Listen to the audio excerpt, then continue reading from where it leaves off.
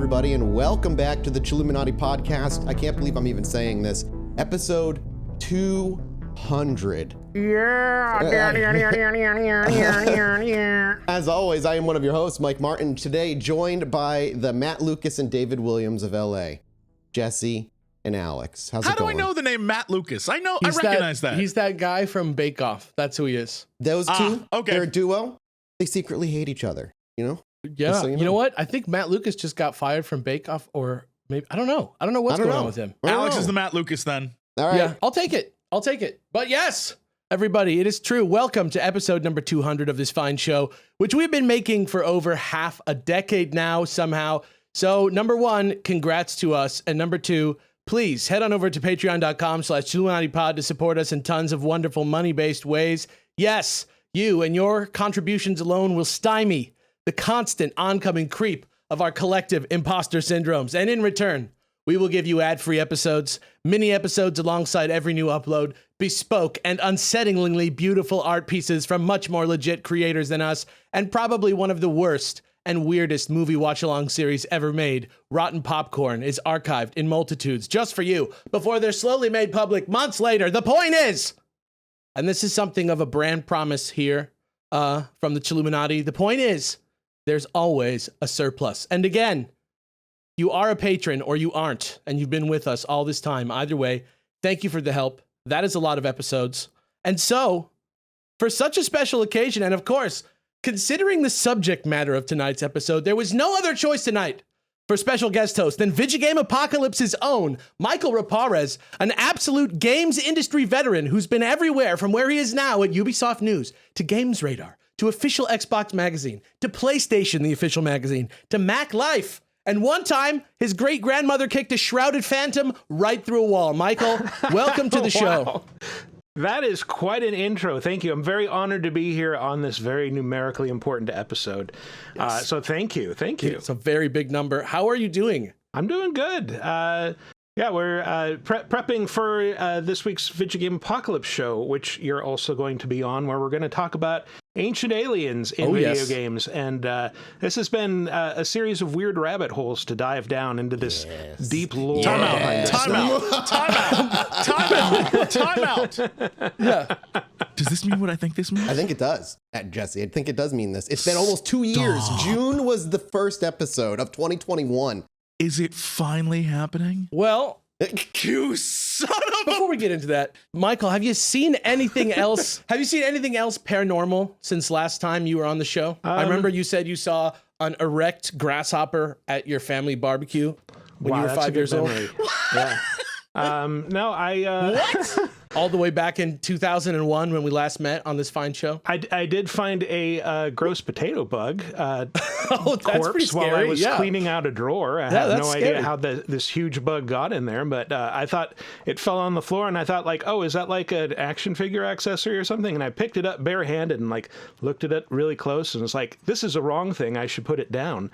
And that's what it feels like to see a UFO, I think. Yeah, before I even could see what it was, my brain is like, nope, drop it. This is evil. They have a little bit too much weight to them for me to feel okay touching them. You know what I mean? Mm-hmm. Yeah. We talked about it briefly. Michael's got a game podcast, Video Game Apocalypse. It's been around forever. It's very good. It totally rules. VideoGameApocalypse.com. We just celebrated our 10-year anniversary this year, like a month or so ago. Wow. So. Congratulations. Yeah. Thank you. And the games industry just gets better and better as time goes on. Yes, it only continues to improve. Yeah, I don't know if you remember this. Last time you were on, you said that Resident Evil Village was low-key your game of the year so far. Mm-hmm. So I thought you might be interested to know that Jesse and I just started playing Resident Evil 4 Remake for Scary Game Squad. Did you play it? I did. I loved it. Yeah. We were not very far in, but it seems like so far where we are, it seems very faithful and the graphics are very good. I don't know what else to say about it so far. It just seems like the same ass game to me. Yeah, I guess they did cut some stuff toward the end, but most of it I didn't even notice until like some YouTubers pointed it out. So yeah, what's there is fantastic. The back half of the game, the original one, was its weakest half anyway, I think. Like the castle part Resident Evil always turns like a weird corner about like 65% away through the game where they're like, by the way, this is like not what you think it is, and there's like a laboratory. Yeah. There's always a laboratory. Yeah. It's always Umbrella. Yeah, there's always a someone's lighthouse. watching behind the scenes. Indeed. Now, Michael, one last interesting thing before we start is that as of this episode, you'll actually become our most frequent guest hosts with 3 full appearances, even more than Krendor. You have edged him out. Wow. And we are honored, number 1, that you're here, and 2, that this could happen in conjunction with big number 200 episode, which is a good thing also. I feel doubly honored. Thank you. Yeah, so thank you once again for joining us. I really do appreciate you helping us all get closure on this. And speaking of episodes... Of course, wouldn't miss it. Yeah, let's get on with this one, which I think pretty much everyone has been waiting for. I mean, it's in the title of the episode before they even like started hearing our voices. So yeah, this is true. So now, without further ado, finally, after all these years, I present to you, in all seriousness this time, Jesse, this one's for you. That is right, folks. It is time for us to delve deeply into the 1974 Aveley UFO abduction case. That's right. The 1974 Aveley UFO abduction case. And don't worry. Do I have permission to just leave? Don't worry. I know what you're thinking. Can we just like leave? And at this time, all I can say, to paraphrase Graham Phillips himself, is, unfortunately, this whole story is true. Okay. So just stick with me. I think we just got Rise of Skywalkered. I think. No, you did not. Because the first episode was like promising and exciting and a little weird, but you know, hey, I could buy into it. The second episode, yeah, right. It aired into some weird territory, made us question where things were going, but it had potential. Are we about to walk into episode 3 and the writers changed some point between the last 2? I need you to know I've never been so genuinely disappointed. Listen, I promise that you're going to feel good by the end of this. I don't blame the audience for turning it off right now. I saw the books at your house. I was at your house for like a week. I saw the Redstone and the Greenstone book. There's more. There's actually 5 books at my house right now that have to do with this. But we'll get into it in just a minute. This is time for the 1974 Aveley UFO encounter. Thank God, Mike. Welcome back. Something to remember about this case as we get into it. What's not to love about this? Number 1, the people who were involved in this incident did not come forward with their experience until 3 years after it happened. So it happened in 1974, and we're hearing about it in 1977. They wanted to wait until the aliens died, I'm guessing. Yeah. But for what it's worth, much like Betty and Barney Hill's initial reluctance to share details of their famous case, and Michael, if you don't know, Betty and Barney Hill is like the, watching Fight Club in your dorm room of alien UFO cases. It's like the induction to the real shit. All right. Well, the thing with Betty and Barney Hill, though, Alex, I'm curious if it's the case for this or not. There was at least like a phone call record of Betty and Barney Hill. They immediately called people. They didn't wait years, but they did wait like a couple weeks, but they did talk to people who can verify that they were reaching out. Yes, they did talk to people immediately. There's like a conversation with a family member on record and some other things, but we'll get into it. But basically, they cited social embarrassment and trauma as a large part of the reason that they hadn't come forward. Just like Betty and Barney Hill did. It really wasn't about making money off this. And just in case you think Betty and Barney Hill had such different experiences. Barney got absolutely like traumatized and like had weird wounds and shit after. Betty's like, they didn't get my zipper. I didn't understand what my zipper could do. They just kept playing with it. Yeah, like, I don't know. Well, Barney just got fucking slapped onto a machine and it was bad times. We understand the zipper now. Yeah, that's really what it was. Even at the time, though, that Betty and Barney Hill case was like a big deal. And really the only reason they came forward in the first place was because they needed to tell someone a story, and they did it all under pseudonym so that it couldn't be connected to them in real life. But according to the guy who actually wrote the original report on this case that I'm going to be basing it off of from 1978, where he, like right after he interviewed them, this guy, Andrew Collins, wrote that. The only reason he's publicizing it at all is because at the time, it was like a type of UFO encounter was like kind of like the template that was happening all the time. And basically, Collins noticed that similar ones had been happening. Car teleportation, contacts, those are things that happened in the Benny and Barney Hill one. It's like that's what they call it, car teleportations and contacts. Yeah, it's more like lost time and being a little bit down the road from where they were. Yeah, like pure X-Files stuff. North America, South America, Africa, But there hadn't really been a big AAA sighting in Andrew Collins' home country of Great Britain that had really ticked all the boxes of this trend until this one, which happened in autumn of 1974, and which lay dormant mostly till 3 years later when a friend of Andy's was contacted by these people and then brought it to Andy the next time they met in the local UFO investigation group they were both This in. is what year?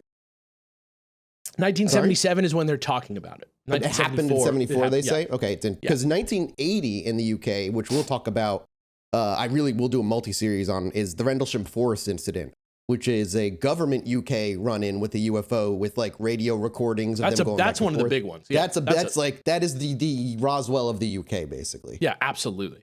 Well, so aside from the car teleportation and abductions and further context that I've already mentioned, the two big details that got Andrew Collins really interested specifically in this case was one was a report that the subjects were supposedly enveloped in a green mist that had formed in the road, and two, a reported 3 hours of missing time on the part of the alleged abductees, who from now on will refer to using pseudonyms as the Avis family.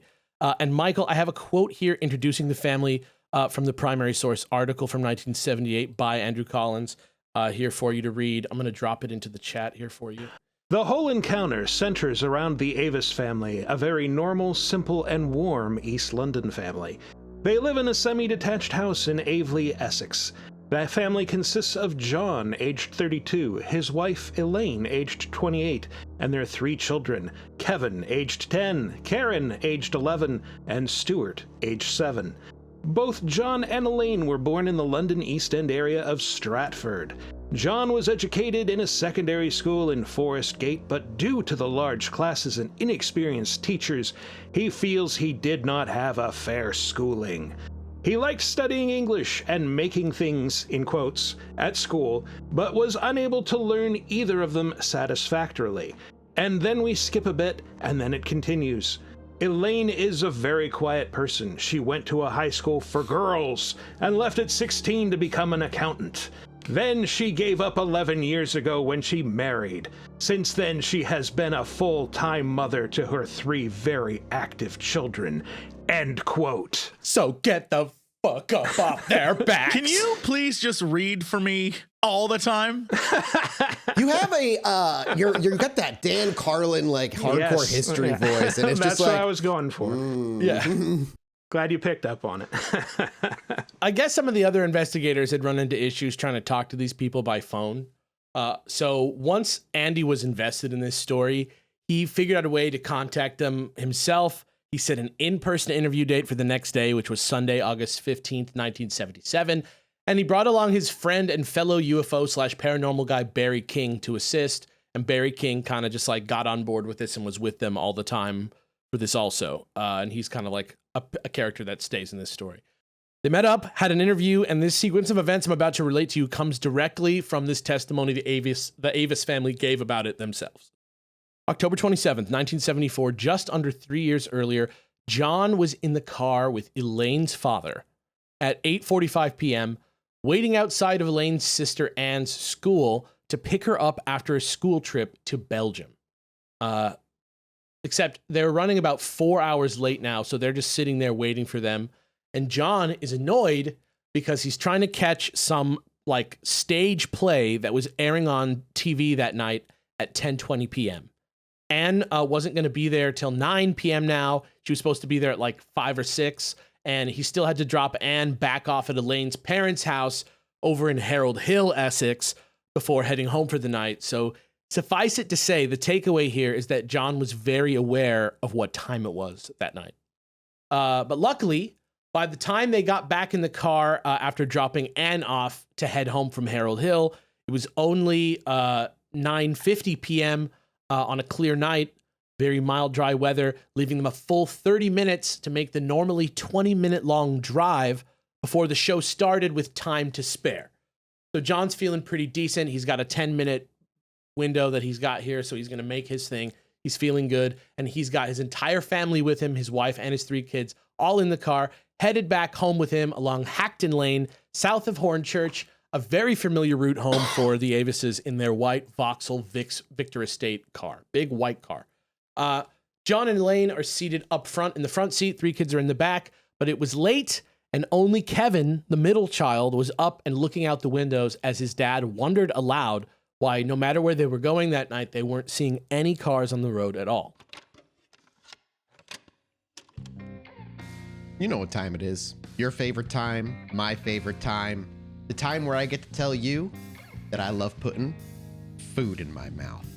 Thank you to HelloFresh for sponsoring today's episode. You know the deal already, dude. I just want to put more HelloFresh in my mouth. I just had their vegetable mushroom pasta. No meat. My first meat-free dish from HelloFresh, surprisingly. And it was not only the quickest out of all of them, but holy crap, not only, it was like delicious, which is funny because I didn't have any butter. And I was like, screw it, I'm making it without butter. And it was still super good. Either I'm an amazing chef or HelloFresh is just does the carrying for me. And the portions that come with HelloFresh are like perfect.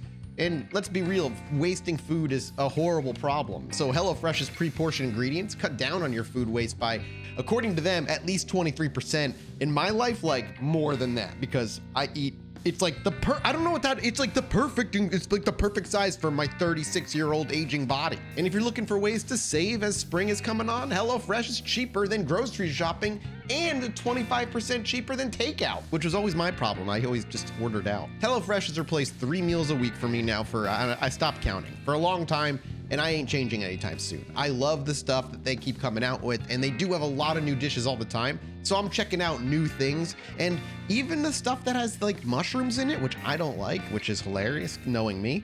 I actually like, even have to pick around the mushrooms because it's not a HelloFresh thing. Mushrooms are just slimy. I don't like them. This sounds good to you? You want to at least give it a try? Then I got a deal for you. And it's also a great way to support our podcast. All you got to do is go to HelloFresh.com/chill50 and then use code chill50 for 50% off. Plus your first box ships for free. It's that easy, dude. Go to HelloFresh.com/chill50 and use code chill50. You're going to get 50% off. Plus your first box ships for free. And you support our show and also get some delicious food in your belly. I want to thank HelloFresh again for sponsoring today's episode, America's #1 meal kit. So 1 mile south of Hornchurch, they now driven about a mile outside of where they were at, or past that town, Hornchurch. Kevin began talking about a light that he could see, quote, above the houses. And eventually, John and Elaine were able to see it too, quote, about 25 to 35 degrees above the horizon. Oval-shaped, pale blue iridescent light like a big, quote, big star over the top of the houses to their left. So that's kind of the vibe of what's going on. They're seeing it kind of through structures. It's very bright, but they can't quite make out exactly what it is. And the color is unmistakably like a strange blue color. So left out the window where they are on the road means it's off to the east. It's 500 yards away from the car at the furthest. And they said this thing, they were looking at it and it was bright, but they could barely see it. So they thought it was Venus. Mm-hmm. Yeah, a lot of people mistake that. Like, it's a very easy thing if you've never seen it before. Like, what is that? Yeah, it's Venus is cool. I wouldn't expect that to come to mind in the average person's brain. Like, what am I looking at? Venus? Like, not even as an example of like 3 weeks ago when there's some like UFO thing, people were throwing up on TikTok of like videos of this like UFO. It was Venus and Saturn, and people didn't understand that they were both there, and they thought it was weird, and yeah, but people just don't know. Yeah, I mean, I've definitely seen things in the sky that I looked it up, and they were like, oh, that's just literally always there, and you just never noticed it before. Yeah. Mm-hmm. But they thought it was Venus at first, but then they realized it wasn't Venus because it was way too bright, and then they thought it was a helicopter light, like in the X-Files, which at that point it sort of quote started. Quote, stopping and starting, but it flew along in the same, it was like following the car, but it was like kind of going and stopping and going and stopping. Like herky-jerky, almost like claymation, kind of like. Yeah, exactly. And it was traveling along the road with them. And as they watched it at this point, they started to realize for the first time, maybe they might be having a UFO encounter right now. As you know, they are people who believe they've seen things in the sky before. Nothing like this, but like, in the same way that I've seen stuff in the sky that I don't know what it is. They've said, oh, you know what? We've seen stuff like this before. Maybe this is a UFO. Maybe this is a real UFO. Even referred to it as a UFO out loud in the car. They both remember doing that. But other than kind of just drive along and keep an eye on the thing, they just keep heading on home. And it's just Kevin in the seat behind them looking with his two siblings sleeping next to him. And the other two, they're just out. And eventually they're driving along this road and they get to this place called Park Farm Road. And they end up having to make like a 90-degree turn.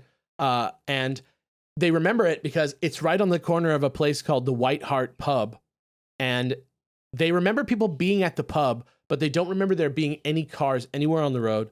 And they pulled past it and turned 90 degrees. And amazingly, the light actually followed them around the 90-degree angle, kept the same distance with them, made the turn with them, and they just kept driving. And as they were driving now for the next mile or so, they started to realize that the light was actually sort of shifting course a little bit now, and it was kind of veering towards them on the road at about a 50-degree angle coming down towards them, at which point John got sort of cautious and started slowing down because of how scared he started to feel.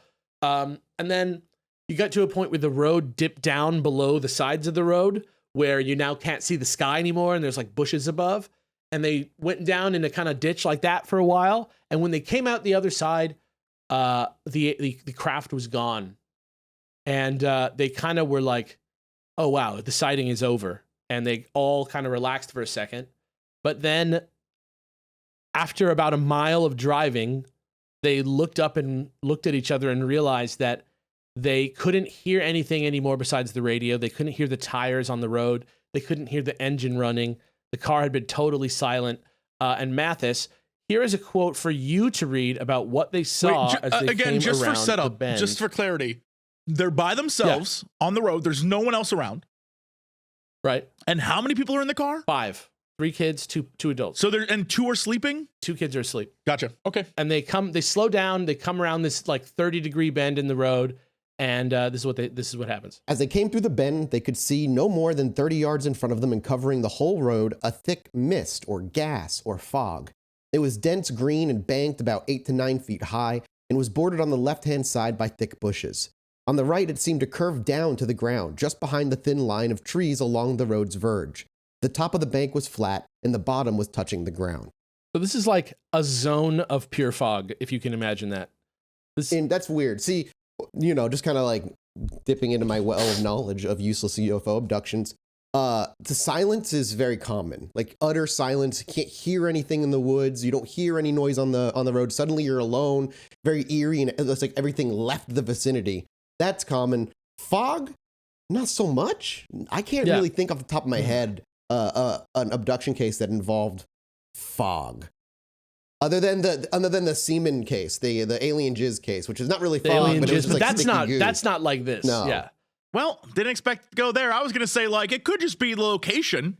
Oh, yeah, it definitely could just be temperature, yeah.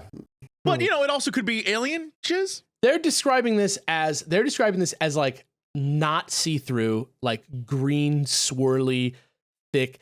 They say fog, but they also say mist, and they also say gas. As somebody who lived in New England almost all of his life and went and worked at Dunkin' Donuts at 4 a.m. and 3 a.m, the fog can get so thick, you can't see anything in front of you. And it has happened countless times, especially in New England. Like, it is so thick, you have to just, like, you're looking at the lines on the road. Yeah, I've been in fog. Yeah, so, like, it definitely can happen.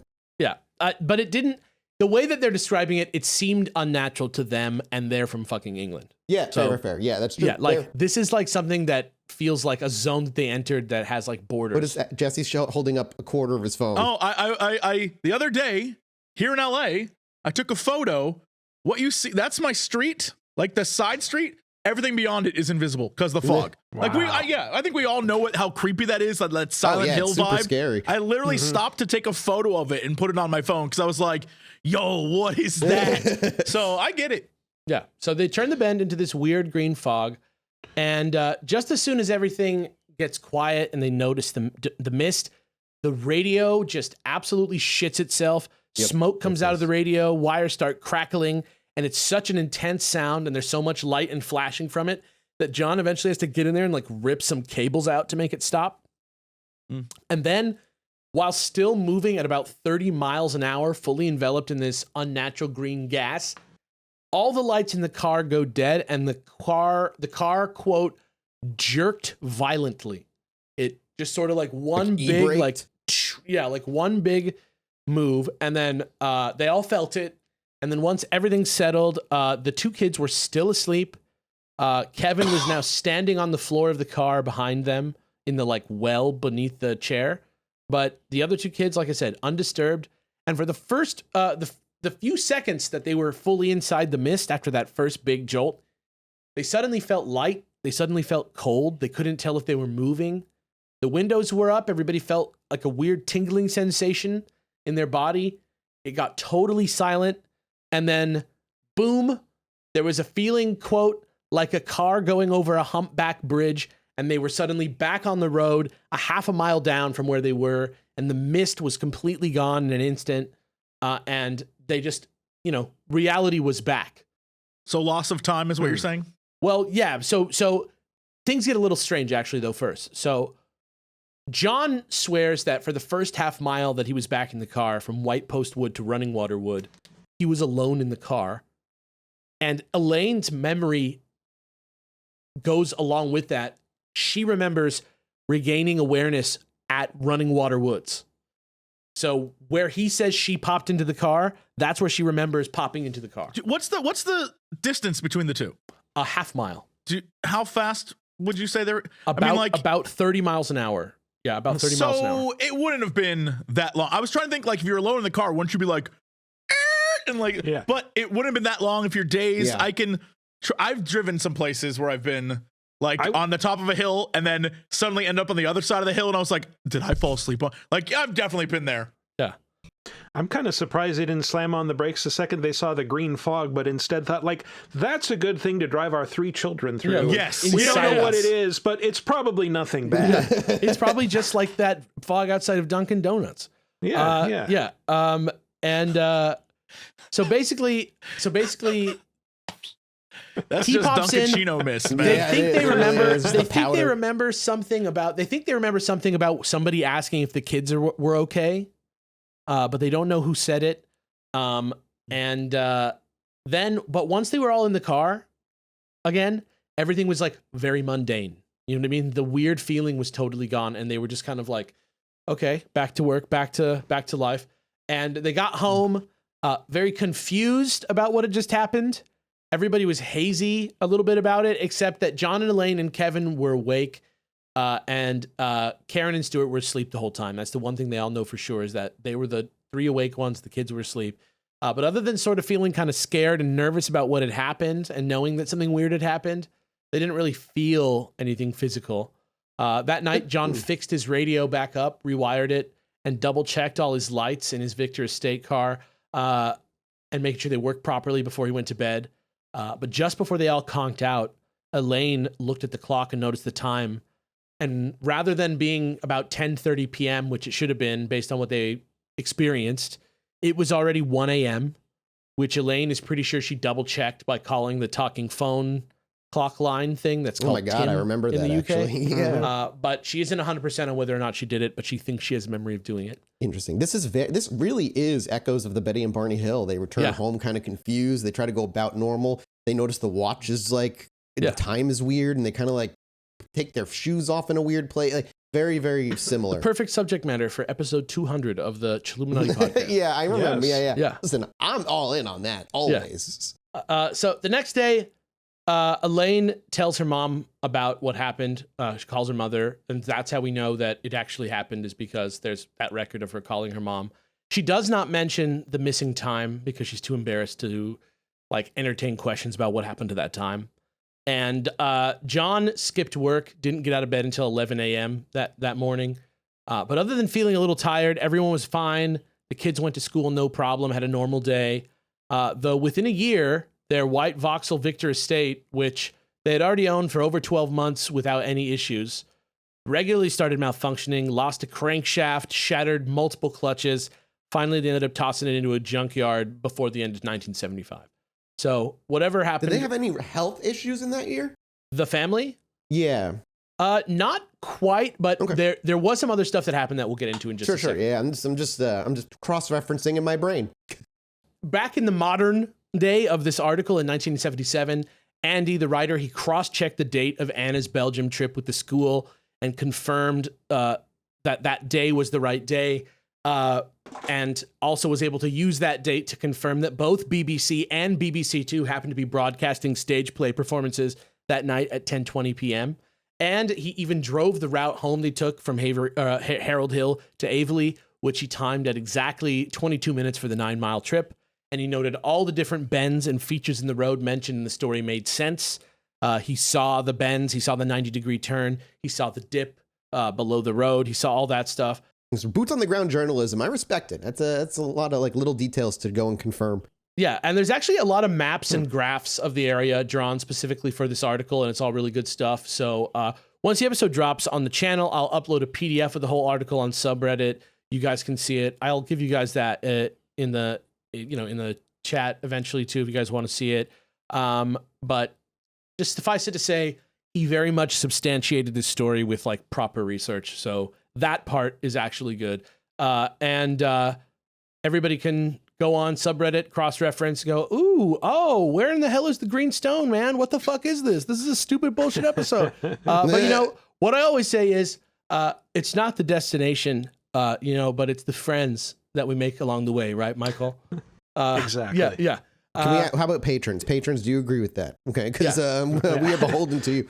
Thank you, guys. Do we know for sure that the green mist wasn't coming from the green? Not 100%. Not 100% for sure. How do we know when someone's no longer your friend? No one's asked. No one's sure. No one's sure yet. The connection. But they cut off their fingers when you try to talk to them. Yeah, but also don't worry. We are actually getting there. I promise. I'm a little stinker, but I'm not just messing with you for my own sake. I'm doing it for everyone's sake, and I'm doing it from a place of generosity. So don't worry. Now, there weren't any immediate effects following the incident. Like in the Barney and Betty Hill case, there was like some like his pee-pee hurt. They had some like weird like medical issues, confusion, strange effects noted in the weeks following the case. But in this case, that's not really what happened. However, there were like huge personality shifts and goal changes that occurred in almost everyone in the family soon after. Basically, before Christmas, in the months after it went down, John had a nervous breakdown. It came out of nowhere, caused him to give up his job, and he remained unemployed for almost a year until the September of 1975, when a job he had been wanting as a sort of dream of his for many years, which was like working with people with special education needs. This job just sort of fell into his lap one day, and he kept this job for like 2 years. But the reason that he quit was because he got in a disagreement with management, because in his private life he had shifted completely into this like sort of art person, creative person, and he got really into the idea of teaching people arts and crafts, and he got in like a sort of like anti-capitalist political disagreement with his work, and that's why he quit. And he became like this poet, and he got like new confidence, and he just like totally shifted his whole life. Same month that he got that job, Elaine also went through a big change, enrolled in college that same month in September of 1975. And even Kevin that month reversed his sort of low reading scores and became like a reader at far ahead of his normal reading level, all in around September 1975. Sounds like they had a family mushroom trip that they all forgot. Mm-hmm. Yeah, I mean, look, which actually I love, because the psychedelic aspect of aliens is so fucking interesting. Trauma also does this. Oh, wait, God, so, yeah. Oh, yeah. All right, so what about the kids? Well, the whole family became super health conscious and vegetarian pretty much. They became disgusted by the smell of meat, except for baby Stuart, age 7, who was the only one who wasn't made ill by eating the stuff.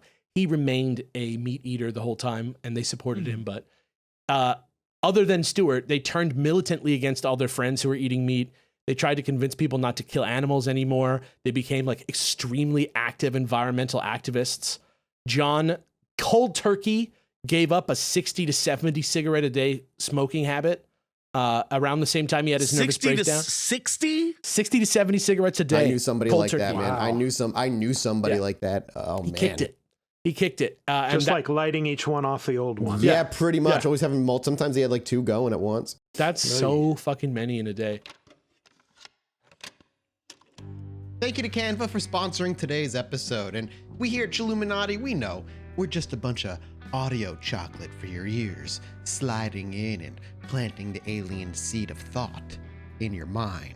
But believe it or not, creating visual content is also like a massively essential part of what we do here. And there's not always time for me to be tackling that kind of thing. And let's be real, creating visual content is far from easy. But thankfully, now that we have Canva for Teams, which is a design platform that makes it really easy for anyone to create stunning content in any format, all the way from like social media posts to videos, presentations, websites, you name it. And ever since I found Canva for Teams, it's been easy to collaborate and design with my team, which makes the whole process so much more creative and fun and way less stressful like actual work. With Canva, you have endless templates to choose from. With presentations, you can take your presentations to the next level. With professionally designed presentation templates, with Canva Docs, you can bring the power of design to your business documents and so much more. And if you're looking for that graphic design pizzazz, it's got premium fonts, photos, graphics, and videos, all to add personality and edge to your team's content like I do. And that little magic touch that I got, which comes from Canva for Teams. If this sounds useful for you, design and collaborate with Canva for Teams right now. You can get a free 45-day extended trial when you go to canva.me/chill. That's canva.me/chill for a free 45 extended day trial. Just go check it out. It's well worth it. Canva.me/chill. He had his nervous breakdown around that same time. They also both gave up drinking. Besides at like very, very ceremonial type special occasions, they would still drink like for religious reasons and stuff like that. And they became extremely sensible about their attitude towards going to the doctor and being like, we have this great opportunity to go to the doctor, but we shouldn't use it too much. We shouldn't like depend on it too much. We should only go for serious things. And we should take care of ourselves. We should live healthily and all this stuff. And it's just like totally a different vibe than where they were at before this happened. They also, from a separate angle, began reporting being followed by 3 specific cars wherever they went for about a year and a half. Small red sports car, a blue Jaguar, and a large white Ford executive-style town car. And this occurred almost constantly, quote, well into the summer of 1975. They even called the police once on a white Cortina that was outside their house with 2 men in it parked across the street one night. The men were talking so loudly that it was bothering them inside their house. And only about 5 minutes after they called at 1:05 a.m., someone knocked on their door saying they were the police. And they were like, how did you get here so fast? And they were like, what do you mean? You called us. But they didn't come in a police car. And John looked out at them through the door and he saw one of the guys looking through his mailbox. So he didn't come out. And after a while, he just heard a bunch of slamming doors and everybody drove away. So that was another weird thing. See, saying this part with the people following him around, my next thought is, if not aliens, right? The thought is MK Ultra, obviously. But you think, we know during MK Ultra and further, we dosed our own soldiers with LSD. We definitely hit civilians with all kinds of fun drugs that they never knew about. I wonder if this might be something more of like that kind of like late night government experience, gassing some people, seeing what happens. They hallucinate, they lose time, but it hits that like mushrooms do or LSD does, where sometimes you realize like a oneness with things and a bigger respect for life, etc.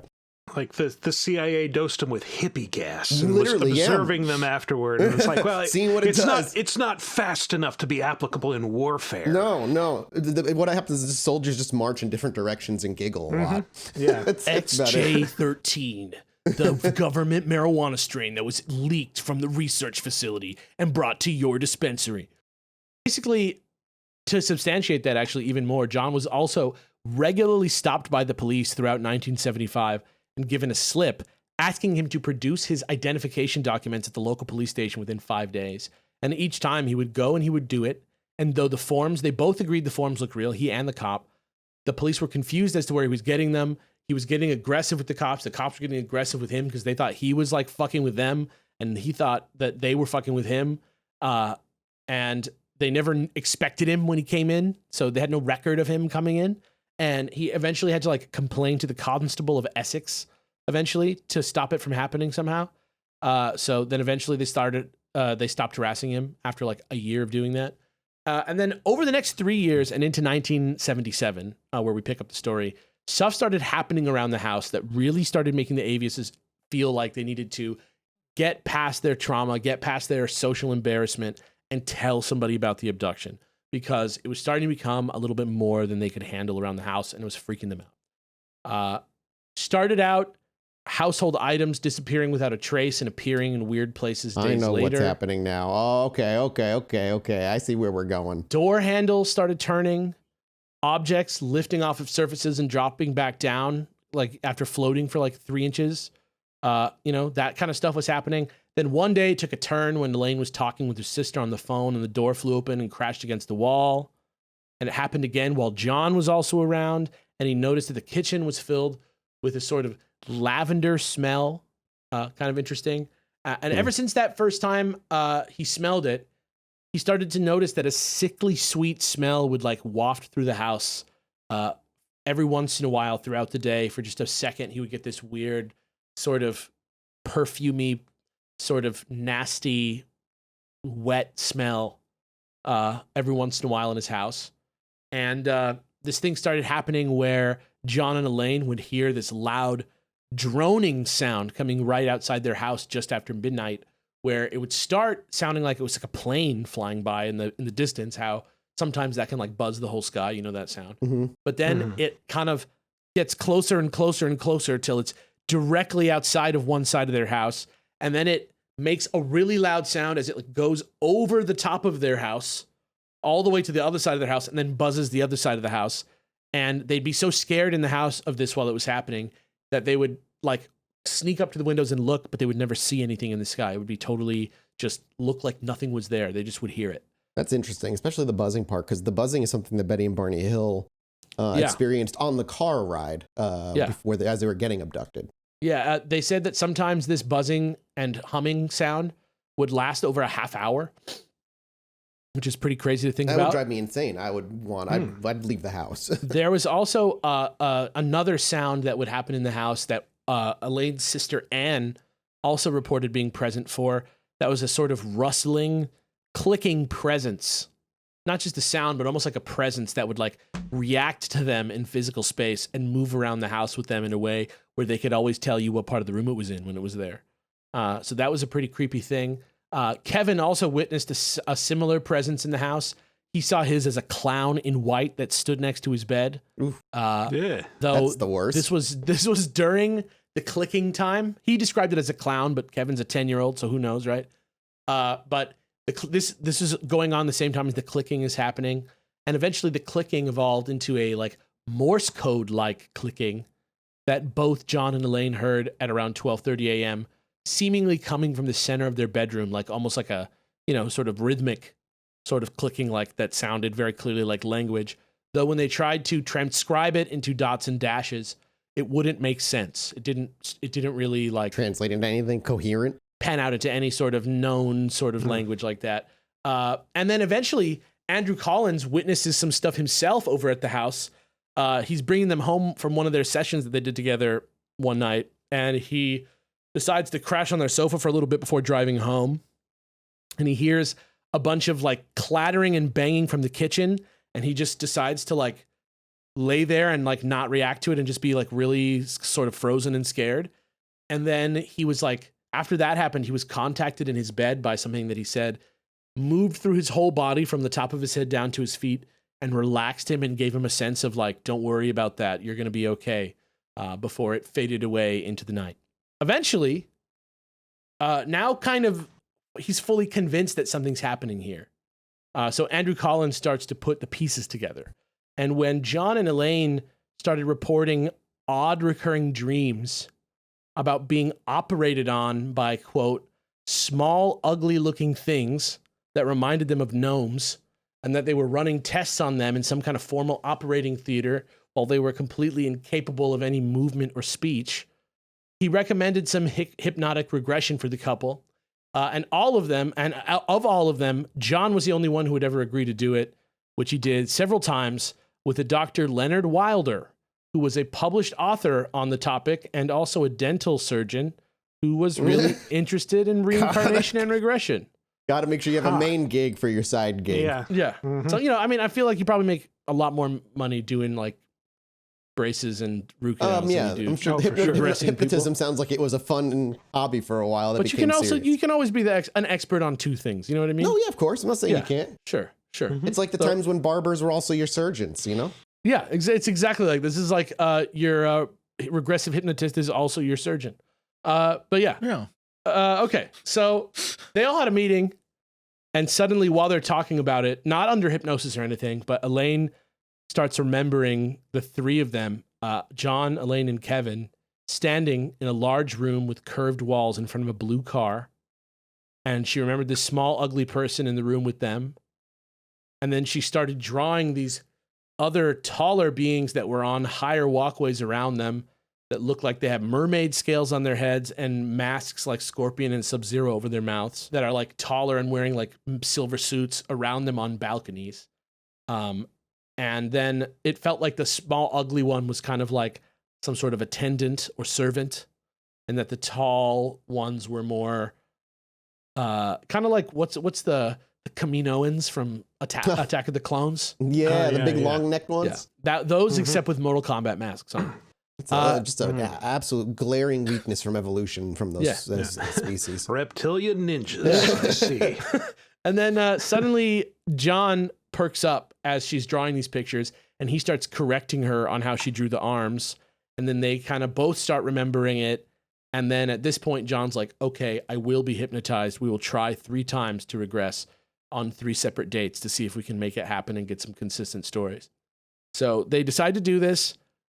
During the first session, they didn't really end up regressing John. He got hypnotized, but they couldn't get him to like fully regress.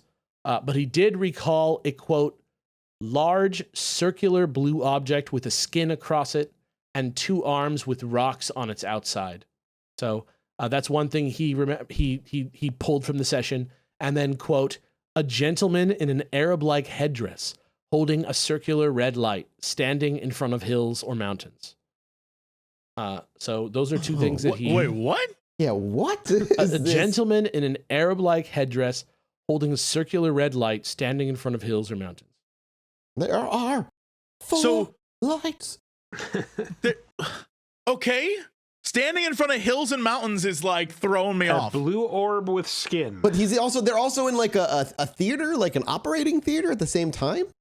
This is he remembers being in the operating theater, but they didn't really communicate through words, more through images, and he's just trying to relay some of the images that he received from these people. Okay, so he's sitting there just like having visions of the future. He said he was asking them questions and they were like telling him things. Got you. Okay, that's more common, I guess. That makes sense. More sense to me. Yeah. So I can at least parse that. So the first attempt was kind of a failure, but they did get that. But during the second attempt, however, regression was achieved. And rather than just tell you what happened, Michael and Jesse are going to reenact it for you now using the actual transcript of the session. Michael, you're going to be LW for Leonard Wilder, the dental surgeon / regressive hypnotist. And Jesse, you're John for John Avis. Good luck, boys. Now, talk about the car and the first experience you had as you located the light driving down the road. You see a light low. It appears to be following you. It's on just a light on left. Yes, talk about it.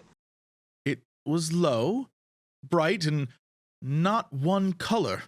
Following, and I couldn't see it, and only Elaine saw it, and boy, move across in front, and I saw it clear, and move forwards fast down the road, and saw a light, thought it was a light, a lamppost. I'm mumbling now.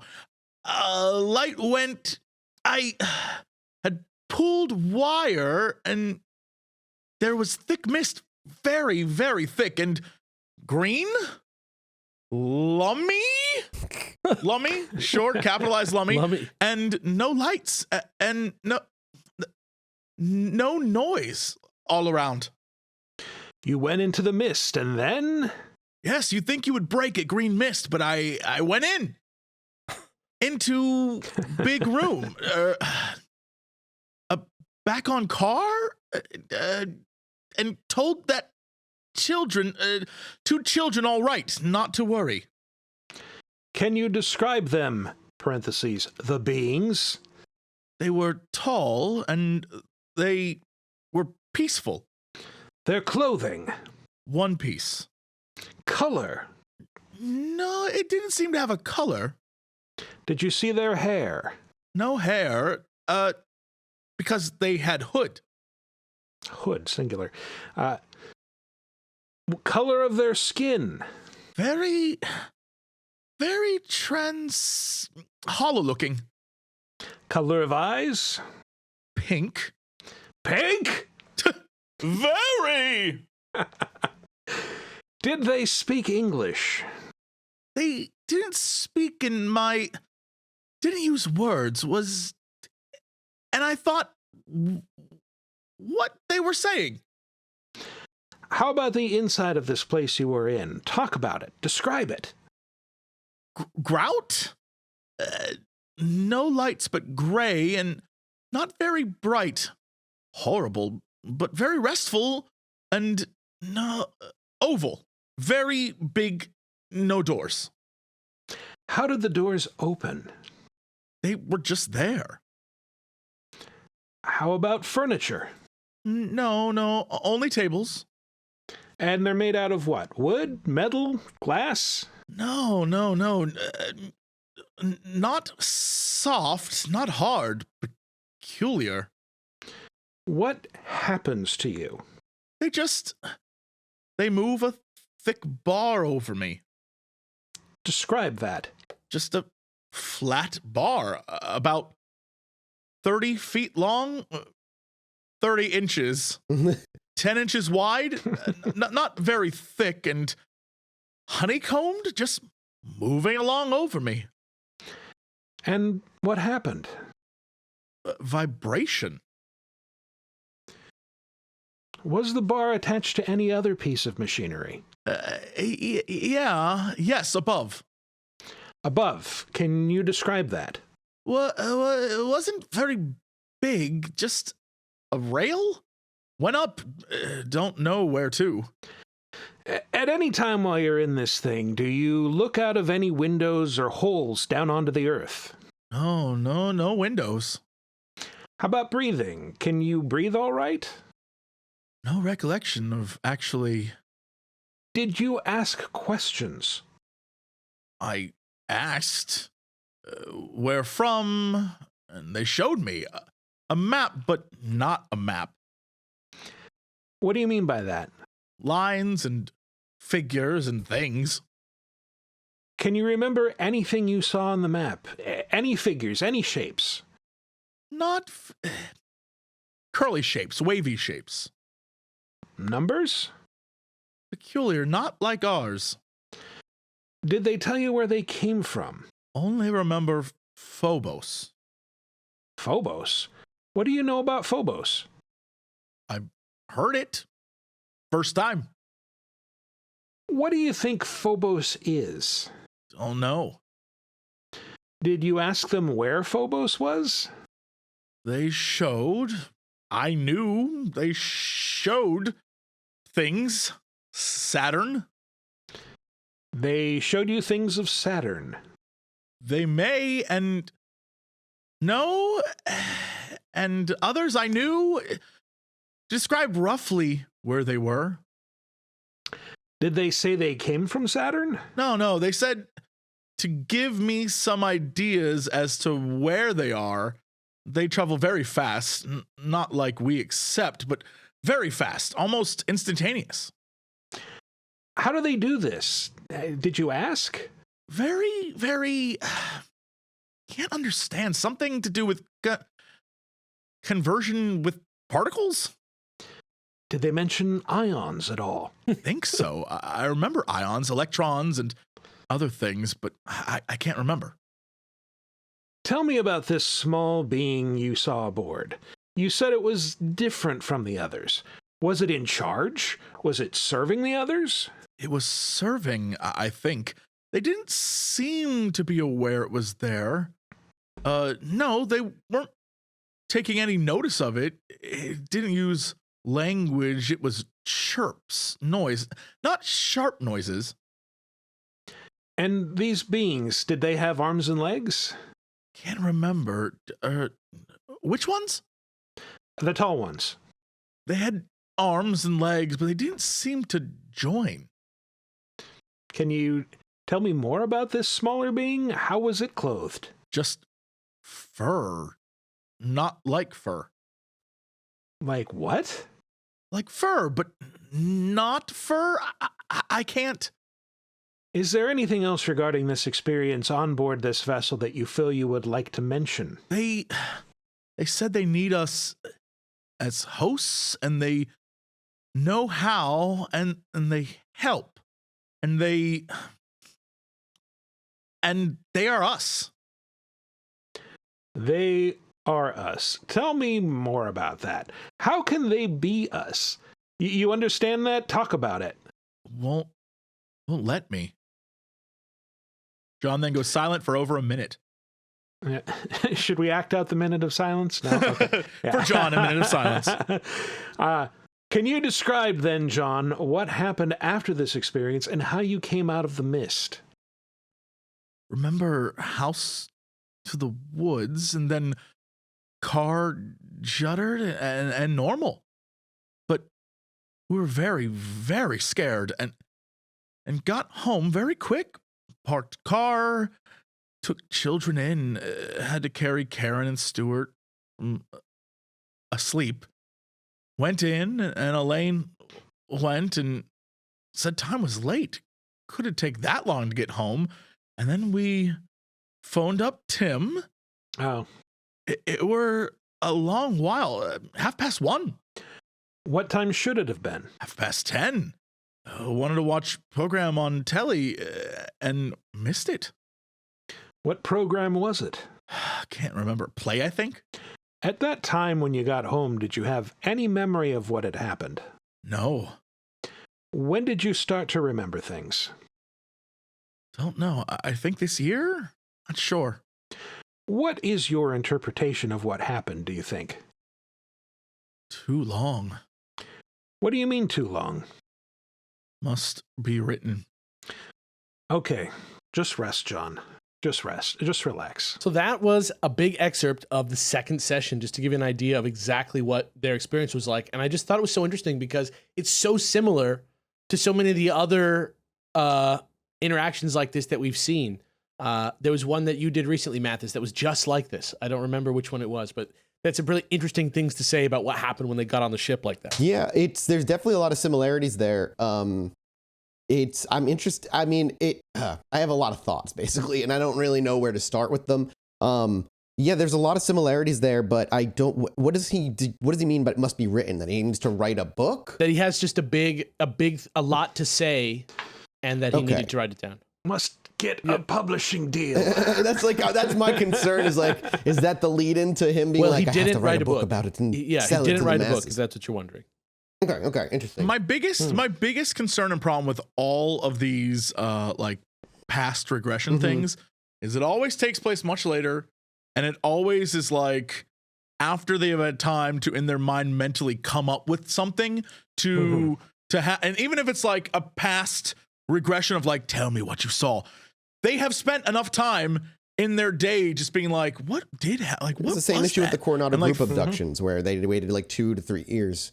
It's every single one where it's always, it's always just like they've clearly had time to think or talk to someone about it. And it may not be that they faked it, but they've definitely put things in their head where they're like, well, when I regale you the story, this is what's going to come out. And I don't know, like it's always a little suspect to me, but it's fascinating. I'll say that. Yeah, what do you think about They Are Us? I mean, I think They Are Us is him saying that based on what you said, if I'm going to go down this rabbit hole with you, the idea, instead of these creatures being us from like the future, the past, or whatever, he was saying they said they were going to use our bodies to like exist in our world for a little bit. And that's why things around the house are moved or whatever, because maybe they Like they take over, do some stuff, and then snap them back to reality, and they don't realize they've changed things, is like, I think what he's trying to say. Well, what's interesting, if we take that bit rabbit hole and I join you and I grab your hand, Jesse, and say, take me down that rabbit hole, I'm with you. You go back. Let's jump. You go back to what you've said, you know, where you said, well, if it's all one and the same thing, this event, if we take it at face value, would feed into that of like paranormal, what's that freaking type of ghost that's like Poltergeist? There's like Poltergeist. Thank you, Jesus Christ. I've never seen the movie, so you know I just haven't. How is this even possible? But the poltergeist activity following a UFO abduction is very, very weird. It doesn't really ever happen. I can't think of a common one to reference that matches that. But if it's all one and the same, and it's all this one weird essence of consciousness or reality that we don't truly understand, it would make more sense. But it's also weird that they saw a little furry creature aliens, because that's not usual. And people wearing like I think freaking Dooku masks and shit, like in Star Wars. The thing that's fascinating to me is when he's like, yo, their arms and legs don't connect. Like yeah, Rayman? and they never elaborated. Yeah, exactly. They're like Rayman. Yeah. Vector Man, okay? Yeah. Oh yeah, Vector Man. Sorry, Sega boy. Mm-hmm. Yeah. I mean, it does have like all the hallmarks of a million abduction stories, but Plus its own unique shit. And one thing in particular was very interesting. During the third session, this thing really makes this, I think, kicks this story into like overdrive a little bit for me. Okay. During the third session, after briefly regressing to his 1640s life, plowing a field as one Jim Dalis, John returned to the abduction, and before he was done, reported that though the aliens would not say where they are from other than that they are us, and that knowing more about their origin would serve no purpose, they would say that in 1979, a group would come together with a singular purpose, the likes of which the world hadn't seen in a century, but that the beings were only there themselves to, quote, observe and to lead through observation. And this is a very important moment now, because though there's a few things you should keep in mind regarding this encounter going forward into this story that I'm going to tell you. The last nugget of info about that group of people coming together in 1979 for special purposes is the most important, because that is the exact same message that another historical investigator and parapsychologist named Graham Phillips was getting from an ex-serviceman he was interviewing for an article that he was writing. Guy was named John Ward, who he had recently taught himself to astral project from his home in a place called Stourbridge. And he was having what he thought was a spiritual, religious experience, astral projecting onto this other plane. And he comes back with dreams and a message for Graham telling him that in 1979, a group of people is going to come together. He said, quote, a nucleus of people would soon be brought together in central England by some mysterious intelligence and would be involved in an important quest, ultimately leading to a confrontation with something beyond their understanding. This strange coincidence brought Graham Phillips and Andrew Collins together, and they founded a paranormal research group together called Parasearch, and they went together to the first International UFO Congress in London, where their mutual friend, Martin Keatman, had just gotten the lead on a UFO story that reminded him of the Aveley abduction, and on the spot, they all decided to go follow up and meet this person who was also at the convention together, which led them to their first meeting with Marion Sunderland. Okay, so Marion Sunderland is a woman who, back in 1976, Marion's 9-year-old daughter, Gaynor, was riding her bike home when she catches a glimpse of silver between a hole in some bushes in a field and stops to happen upon two beings in silver suits, one male and one female, exiting from inside their 30-foot-long, shiny metallic craft to do something like take soil samples, like literally going into the ground and scooping things up into vials, before noticing her and just sort of not running away, but just sort of like looking at her and just sort of like packing up and leaving. And ever since then, Marion said her kids and herself had started to develop sort of a slight psychic affinity.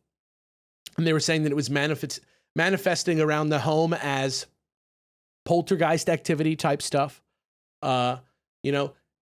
Weird presences being sensed around, getting brief, regular psychic impressions from the alien presence, maybe. They just feel a psychic impression, and it's connected to that alien experience they had. Over the years leading up to 1979, every couple months they have these experiences. However, suddenly, right there at the conference, Marion abruptly excused herself from the room for about 30 minutes before returning in a state. And Mathis, here's an excerpt for you to read from a book called The Green Stone about what Marion Sunderland said that day. Yeah. They're there. We made it, Jesse. We made it, Jesse. I don't even know what to say right now. I'm in a different world. It was like agitated hands. I could see in my mind's eye very vividly a woman with agitated hands. She stopped and shrugged. That's the best way I can describe it. A woman trying to warn you.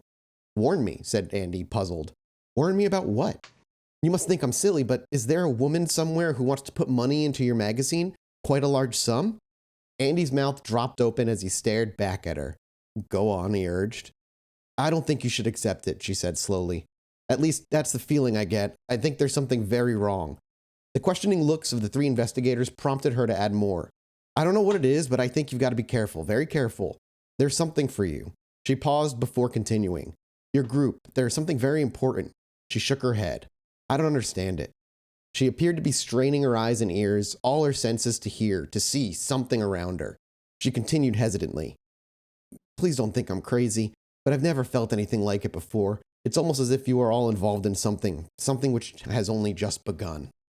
And then, a few weeks later, Graham and Andy get a call from their other UFO pal, Terry Shotton, who was visiting a medium called Penny Blackwell in Staffordshire, who told them that he was about to be also involved with a group of people, and that somebody was coming that they didn't understand what their goal was. And a spiritualist in London called Yvonne Perry also told Graham that they were all about to be involved in something crazy and very, very important. And suddenly, there they all were, back where we first began at the Parasearch headquarters, which will soon become the broken down Victorian building that started this whole story off 2 years ago. Next time on the Chilluminati podcast. Stop the And this time, You can't see it, but Jesse threw his headphones onto the ground and stormed out of view. You can't keep getting away with this! yes, I can, and I will. Is that abduction story real, though? That abduction story is 100% real and completely verifiable. Thank God. And this time I already asked Michael beforehand, so it's not even rude. Happy 200 episodes, everyone. Please get ready for way more payoff than anybody ever wants on this next week. And for a very good long time after that, patreon.com/ChilluminatiPod. Michael, thank you so much for joining us. Please check out this man's podcast at Video Game Apocalypse on the Laser Time Network. But Michael, let the people know where else they can find you if they're looking for you in these fractured and confused times. I sometimes write things for news.ubisoft.com. I have a Twitter at Wikiparaz. That's Wikiparaz. Not easy. Easy is a bot account. But that's so brutal. That somebody made years ago and has stopped updating. Yeah. But yeah, VidjagameApocalypse.com. That's where you can find me every Friday. We talk about video games in a show that is way too long, about twice as long as this one. We talk about new releases. We talk about older games in a top 5. It's a good time. Come check us out. I will be there this week. You will be there. That's right. You'll be on this week's episode. Talk about ancient aliens. So in video games. So we'll see you there. Keep it coming. Thank you so much for being there. Happy 200. Happy 200, Jesse. I love you. Yeah. Congrats, you guys. That's awesome. Thank you. Happy 200, everybody. We will see you in the mini-soda next week. Happy 200. Jesse, are you pleased or are you frustrated? Do you feel like you edged to blue balled them, or are you still ready to burst? See you next week, everybody. Goodbye. Anyway, me and my wife were sitting outside indulging on our porch one night, enjoying ourselves. I needed to go to the bathroom, so I stepped back inside, and after a few moments, I hear my wife go, "Holy shit, get out here." So I quickly dash back outside, and she's looking up at the sky in awe. I look up too, and there's a perfect line of dozen lights traveling across the sky.